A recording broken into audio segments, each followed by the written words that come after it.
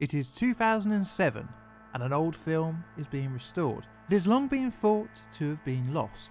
The movie, from French pioneer Georges Méliès, has eluded movie historians. It has long been mislabelled as another film by another early director, but the lost media has seen the projector once again. The movie depicts, in its own unique style, the 20th century's worst volcanic eruption, in which 30,000 people would be consumed by the disaster in just a matter of minutes.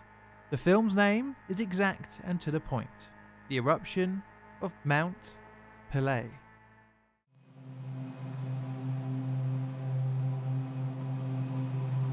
A beautiful island with a deadly inhabitant. Martinique is part of the archipelago of the Antilles, located in the Caribbean Sea. The island is beautiful, with its most prominent feature, Mount Pelée, overlooking all who call the landmass home. The highest point, at 1,397 metres, or 4,583 feet above sea level, and is thought to be roughly 400,000 years old. Although a source of beauty, Mount Pelée has also been the source of death on the island, erupting several times in its recorded history. People have been known to occupy the island since the 1st century, initially by the Arawaks, then by the Caribs. The island was charted in 1493 by Christopher Columbus from his vessel. Europeans on another Columbus voyage wouldn't set foot on the island until 1502.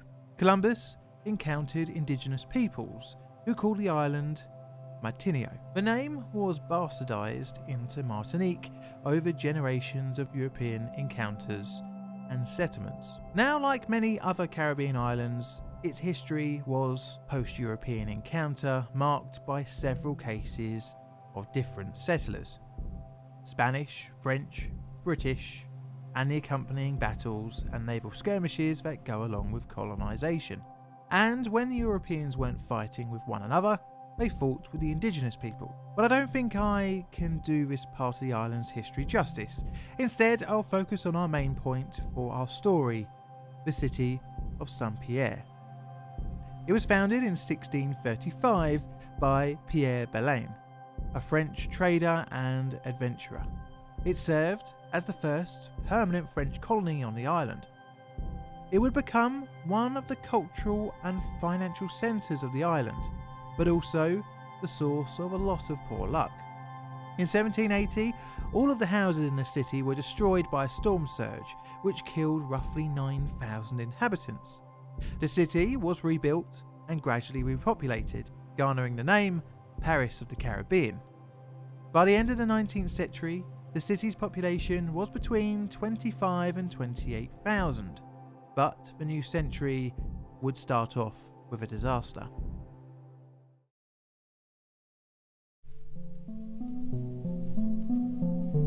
Mount Pelée erupts.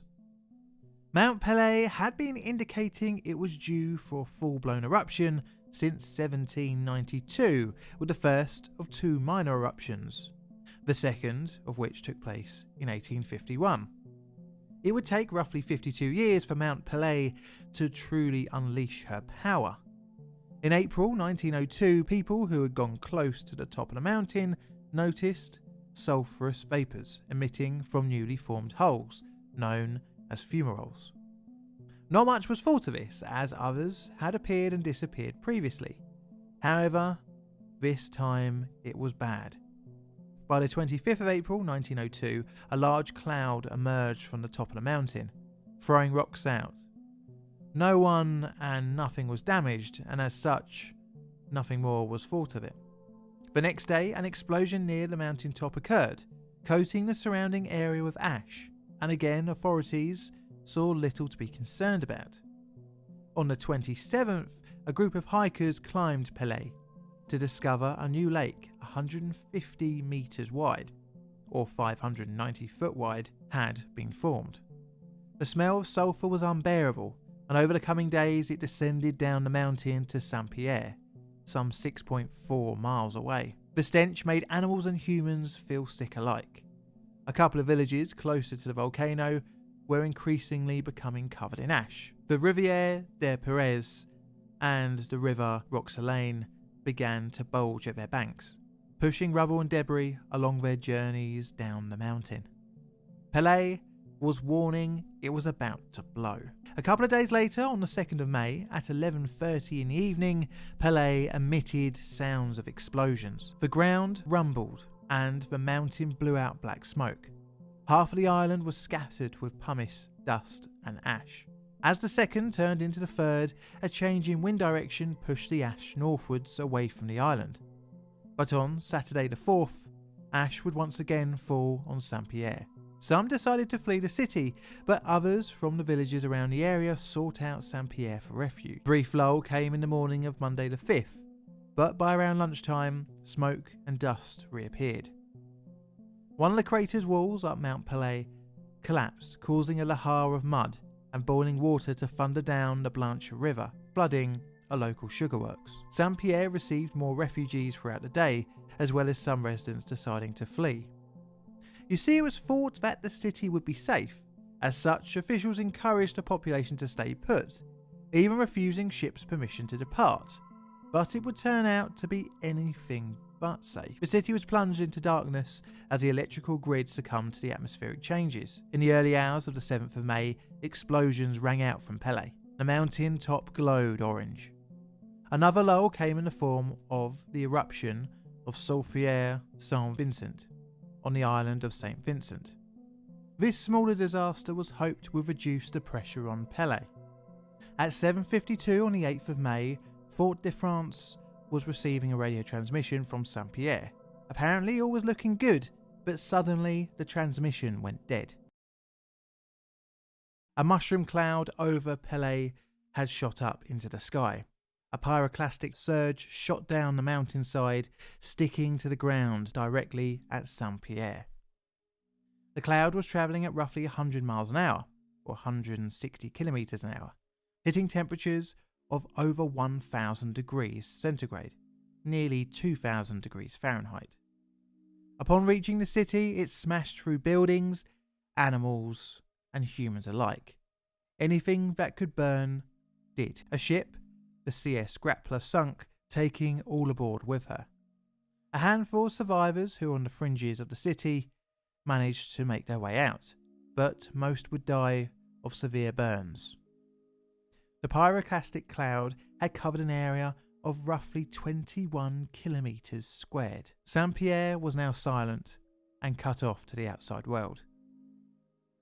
The governor of the island, Louis Moutet, was in the city at the time of the disaster. Now leaderless, a standing governor ordered a French cruiser to sail to the city to find out the cause of the silence. She was the French cruiser Souchet, and managed to rescue 30 people from damaged vessels which had tried to escape Saint-Pierre.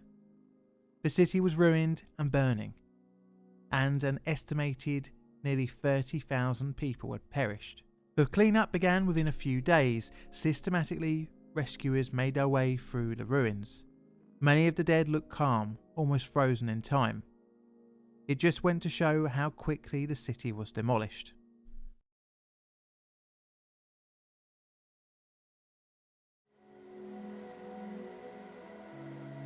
Aftermath. On the 12th of May, the US Congress voted for a $200,000 available foreign aid for the island. More countries also offered a helping hand. These included Canada, the UK, Germany, Italy, Denmark, Japan, Russia, and the Vatican. Officially, there would be only 2 survivors from Saint-Pierre: Louis Auguste Cyparis, a prisoner held in an underground cell in the town's jail, and Leon Compierre Landry. In reality, there were more survivors, but these 2 were pulled from the city's rubble, whereas others had managed to evacuate themselves. But Mount Pelée wasn't finished with Saint-Pierre. Thousands of rescuers by the 20th of May had flooded the stricken city, searching for anyone, both alive or dead. A second eruption emerged from Pelée, sweeping a pyroclastic flow into Saint-Pierre once again, killing around 2,000 rescue workers. But that still wasn't the end. On the 30th of August, another pyroclastic flow struck Morne Rouge, Ajupa, Bouillon, Basse Pont and Morne Capot, killing close to 900. It would still not be the end of the eruptions from Pelée, however, which after many lulls and lava flows would finally end on the 5th of October 1905. Saint-Pierre would never return to its pre-eruption population. In the 60s, the city had a population of around 6,000, but by the 2010s, this had reduced to around 4,000. Needless to say, the disaster captured the imagination of many across the globe. I mean, it is one of the deadliest volcanic eruptions in modern history. And it brings us back to the rediscovery of Georges Méliès's long-lost technical marvel of a film. Newer volcanic eruptions are captured as they happen, but we need to appreciate that this film was made in 1905 using in-camera special effects of the time, and it is very impressive to watch.